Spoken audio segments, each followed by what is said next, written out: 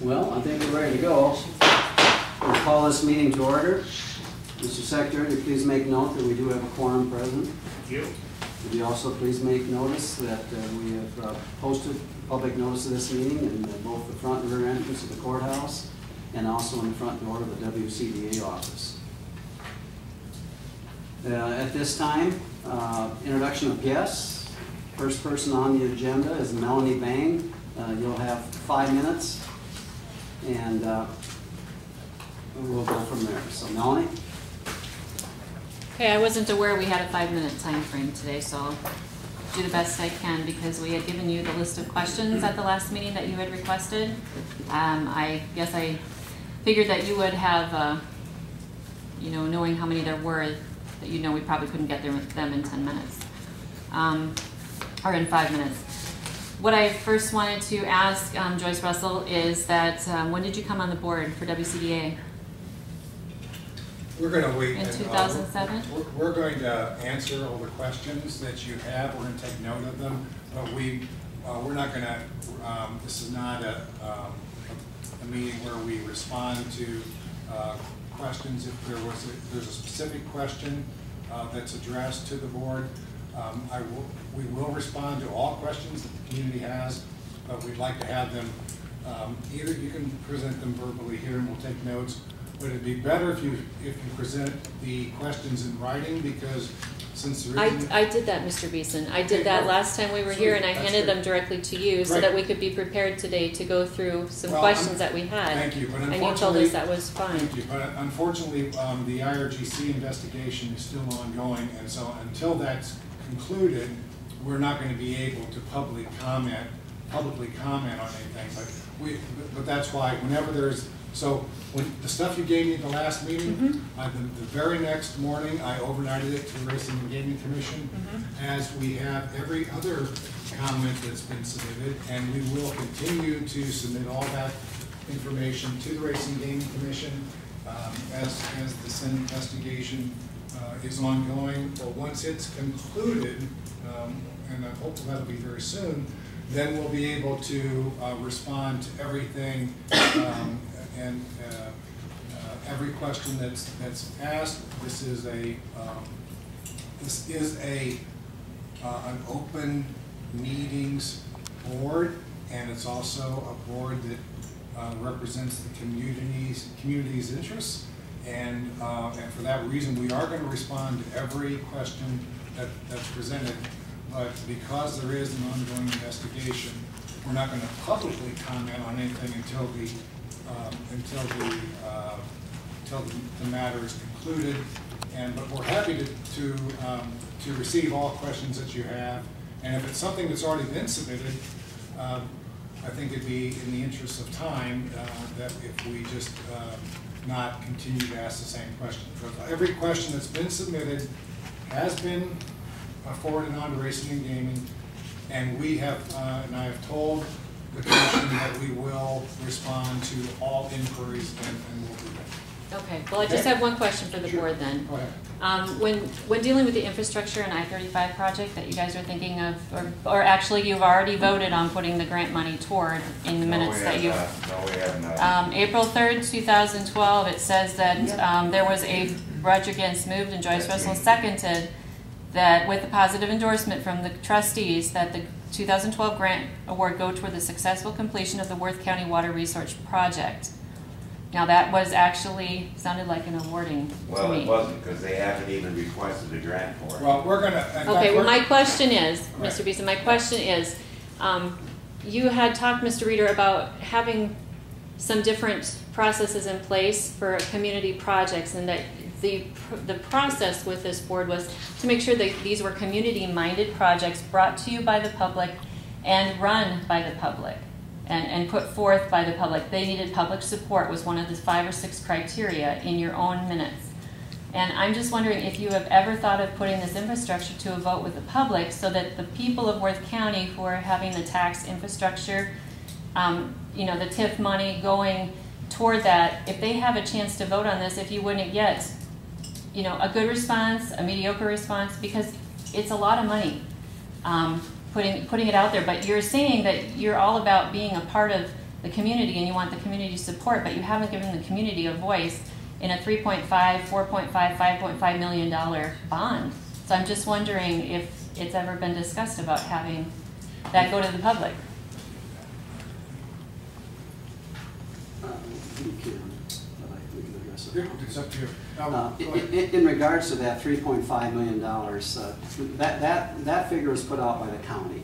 And they're in the Okay. process right now. That'll be coming out for bid, I think, next week. Mm-hmm. And so in regards to that, we have nothing to do with that. We're separate entities. In regards to what Roger's making reference to and what you're making reference to was just that we as a board, at that point, we thought we could support that to the tune. I don't know if we got specific on the amount, did we?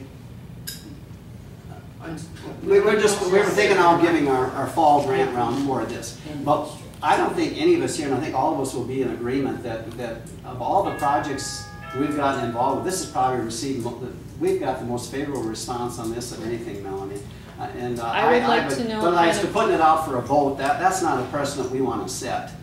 Because, you know, you keep making the inference in regards to that these are tax dollars or something, Kurt, and that's not really the situation here. These are grant dollars that It's we future, grant. right, that's a county And we issue. have the full support, and I think what you need to keep in mind also is in regards to half of this money is in regards to what the township trustees want.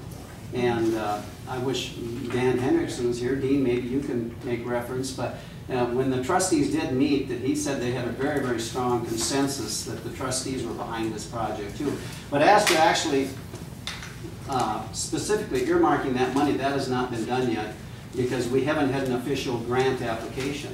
Now, once that grant application comes in, and then once again, that'll be under the same scrutiny as any of our grants. And you're exactly right, Melanie, in regards to one of the criteria we use is strong public support. And thus far, we've had tremendous support for that project, mainly because if Worth County is going to grow, that's where it's going to grow, Melanie. It's out there at that intersection. I guess our only issue is the conflict of interest between the supervisors and this board, and that's where our questions stem from, is the different conflicts of interest on the board with the different entities involved and the grant process within the community. And that's where our questions came from. And I was really hopeful that you guys would be able to answer a few of them today. I was wishing we could too. And I was not aware that this was not going to be a public meeting, as it was stated last time from Mr. Beeson, that we would have a forum to be able to do that. So I'm disappointed. And we were hoping also that we would have somewhat of a decision from the IRGC, but unfortunately we don't have that decision yet. And so we're under the same constraints that we were before. And as Kurt mentioned, once we have a decision, these questions which you presented to us will be answered to the best of our ability. But like I said, we've been more or less told that don't make a comment until after the ruling. okay, So, I understand that. sorry. Thank you. And we were hoping that they would be in, but we don't have a decision yet. When they are, will we be able to speak with the board? Sure, at our next public meeting. So, Okay, thank you. thank you very much. And our next guest, Mindy Heron. Mindy's been detained, but I have an email from her that I could read for you. Who's speaking? My name is Shelley Skellinger. Shelley Skellinger. Okay, I appreciate it if I'm not there, if you could stand for me. From the last meeting, you said you were misinformed about the 15% being taken off the top of the education, in particular the scholarships. Is this correct, Deb? In talking with the WCDA auditors, Durrett and Associates, they indeed confirmed that 15% was being taken off the scholarships.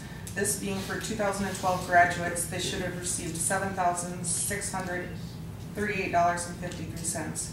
But after taking off 15% for your pet projects, left the financial scholarship at $6,676. This means that you basically took $691.91 from each student, leaving you with the $98,000 left to use. Especially Kenny, Denny, and Joyce, as elected officials, you are supposed to be doing the right thing for your communities. You three should be thrown out of office. You may all look at this as being greedy, however, in fact, it is the opposite. You as a board are being greedy, and the fact that you want to take from children and furthering their education upsets me. When asking people of Worth County why they voted for the casino, it was because of the education. So Kenny threatening to take away the rest, don't you think that this is going to fuel the fire and in the end put the casino in jeopardy? If this is what happens, if If that happens, what will you do? The funding of your projects will be gone. How then will you grow Worth? You know, Shelley, last year we gave away the largest scholarship ever. The casino has been growing tremendously, and as a consequence, we become what's best, really best for the kids. You know, we look at the Northwood Kensett project that we helped put over the top. Now that'll help all the kids of Northwood Kensett. We look at Forest City, we got involved with their project, and that'll help the people in the students in the Forest City School District. You mentioned that we're not thinking of the kids in the our... numbers do show that you took 50%. No, you let me talk. I've listened to you long enough. When we talk about helping the kids, who do you think paid for these cameras and whatnot on the school buses? You know, you keep saying we don't have the interests of the students in heart or in mind. We do, and we just sometimes have to make decisions. And at that time, we felt that this money here could be put to maybe a different use. It's still going toward education. It isn't where we're trying to deprive the kids of anything. And like I said, that was the largest scholarship ever that we gave out. How much were the scholarships the first year? 4,300. Was it 4,300? Yeah. First year was $43.91.80. In 2007, that was a partial year because Diamond Joe opened up in the spring. 2008 was $6,528.36. 2009 was $6,161.18. 2010 was $54.34.30. 2011 was $5,536.81, and 2012 was $6,676.60. So as you can see, the scholarships amounts have gone up every year. And it depends on a lot of variables. Yeah, there's a lot of things that come into play. Graduated. Yeah, and how many kids graduate. And not So, only that, but that 15%, only half of that, which is 7.5%, is Right. like the educational side. And it's the The other education, that's 7.5 exactly what I goes towards stated regional last month. grants. yeah, yeah. So that 15% is not a figure to work off of to begin with. Right. No. So, but like I said, we do have the interests of our students, the students in mind, and there isn't another nonprofit in the state of Iowa that gives the kind of money we do to education. Kurt, can you concur with that? Yeah, no, clearly you are by far the leaders when it comes to that. In fact, there's no one even close to what this nonprofit does for education and for the local students. There are every other county in the state is envious of Worth County for that reason. My own county, Scott County, tried to emulate what you do here through various private funds, as well as through even through the casino nonprofits. Without we were unable to get that done. It's called the Project Promise, and it's a great program, and it shows great foresight by this community as well as this board to have this sort of a program. And I think as Dan said, this is a discretion that's reserved for the board to make these sorts of decisions, and I think they're based on the numbers I've just heard. It's been a tremendously successful program for the kids as well as for the community. So I think you're all to be congratulated. I think we should move on. Right, and I just kind of want to take us backward. I can remember when this board, when we originally formed this board, 4 out of the 7 or 8 were either past educators or past school administrators, and we from the start, and Gary and Deb, Rod, you can all concur with this in regards to, we've always had a real soft spot out for the kids of Worth County. We really have, and like I said, how anybody can question us in regards to what we've done for the kids, it's kind of astounding, really. But you don't have to worry about us ever cutting the kids short on something, because if anything, we're always looking for projects that's going to make the educational process and system that much better. I can promise you that. So, okay, we're going to move on. I'd like to thank Shelley for representing Mindy, and the rest of you, like I said, hopefully we'll get a ruling in regards to the IRGC, Kurt, and we can address their questions and concerns in more detail. And like I said, I do apologize, but once again, that's kind of in the IRGC's court. But I'd like to thank all of you for coming. And I would like to say one thing. We've got some guests here tonight that might want to, Daryl Sherman, superintendent of the Lake Mill School, has got a real nice project you might want to stay and listen to. Also, Teresa Nicholson, the Winworth Betko, Economic Development Director, was very, very knowledgeable in regards to TIF and economic development. And I noticed in regards to, there are some questions out there in regards to how that process works. And I would strongly, and this was raised at the supervisors meeting, and I would strongly encourage any of you here that if you do have questions, Teresa has been good enough to come over, make herself available, and like I said, if you've got questions, she's the person, she's the professional to visit with on that. And I think she can clear up a lot of misconceptions, Teresa, is that correct? Yes. Things that were said that just simply aren't true. Yes. So please look Teresa up, and she can answer those concerns for you. Okay? Okay, let's move on. Gerald, we hear you have a nice project you'd like to Yes, present to us. I want to thank you for this opportunity. And I instead of doing a PowerPoint, I decided to go ahead and print a copy for each of you here, so if you could pass those around. And you have to know that all the schools that have students in Worth County really appreciate what you've done for education, because I have enough of those. Oh, I was watching 2 of them. Okay. It has helped the school districts in this area immensely.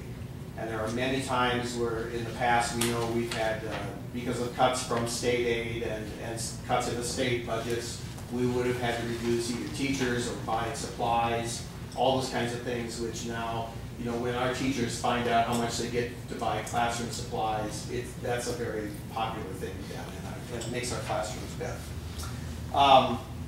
First, I'm going to have you turn to the very last page. This is what Today, we were supposed to be able to have the floor, to have the questions we presented a month ago answered by the board. That's what they promised us.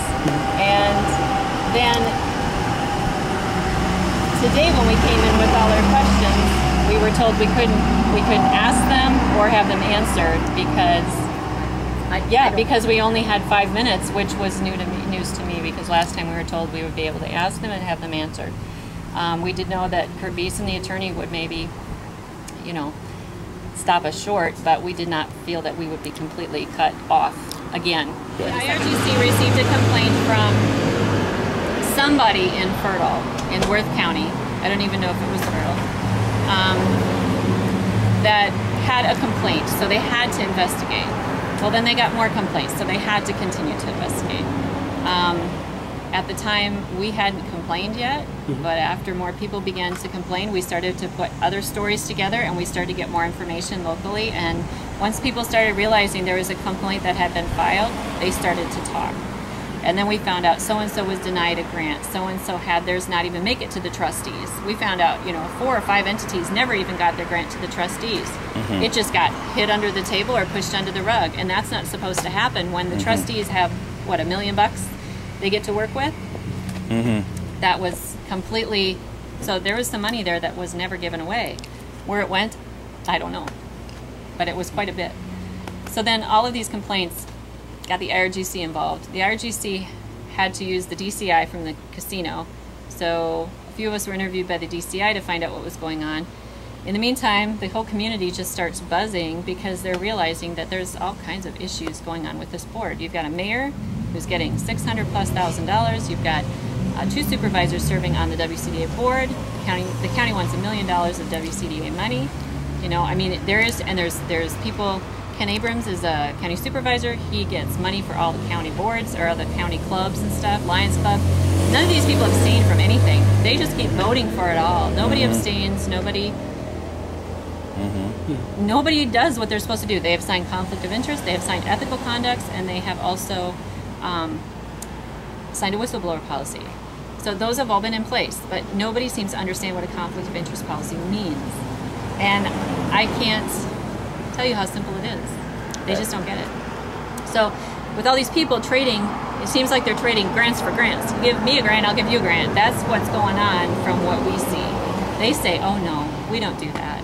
But when you look at who they deny and who they give grants to, it's almost blatantly obvious. So pretty much you want to know where the money's going. That's just what... Well, We kind of know where the money's going. It's going to the people who are with the people that. I think they wanted to go to the smaller towns Yeah. versus You want over to We want to the, see it go to spread the out, people. yeah. like who she need said, it, the not- infrastructure and I mean, I fertile. know the and- infrastructure is important, but really, can Worth and more County for afford it? the student scholarships. I think you've mentioned there. You think That's they're a big getting a part. little I mean, I think they shortchanged. get 23%. I mean, they get a pretty good chunk, But it's just that top 15 you've got or towns percent that where are you just wanna go. kind of struggling, and they want to send another million over there. Well, fine, but isn't the infrastructure going to end up paying for itself once it's up and running? It should end up bringing in all those taxes, revenues.